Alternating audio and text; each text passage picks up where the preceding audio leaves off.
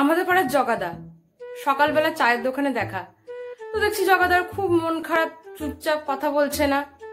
তো আমি জিজ্ঞাসা করলাম জগাদাকে, জগাদা কি হয়েছে, চুপচাপ কথা বলছো না? তো তখন জগাদা বলল, আর বলিস না, তোর বৌদির সাথে একটু কথা কাটাকাটি হয়েছে, ঝগড়া হয়েছে, কথা বন্ধ। আমি বললাম তাতে কি হয়েছে, কথা বন্ধ হয়ে গেছে, ঠিক হয়ে যাবে। জগাদা তখন বলল, সে তো ঠিক কথা, কথা বন্ধ হয়ে গেছে, সে তো পরে ঠিক হয়ে যাবে। আসলে হয়েছেটা কি, রাত্রে শোয়ার সময় হঠাৎ করে আমার মনে পড়েছে, আরে ভোরবেলা তো আমার ট্রেন আছে, আমাকে উঠতে হবে, কলকাতায় যাব, একটু কাজ আছে। তুই তো জানিস আমার সকাল সকাল উঠতে একটু কষ্ট, তো তোর বৌদির সাথে কথা বন্ধ, কি করব? তো সেই জন্য একটা চিরকুটে লিখে দিয়েছিলাম যে ভোর 4টের সময় আমাকে ডেকে দেবে। তারপর সেই চিরকুটটা আমি তোর বৌদির বালিশের তলায় চাপা দিয়ে নিশ্চিন্তে ঘুমিয়ে পড়ি। আমি তখন জগাদাকে বললাম যে হ্যাঁ, তো কি হয়েছে, বৌদি কি তোমাকে ডেকে দেয়নি?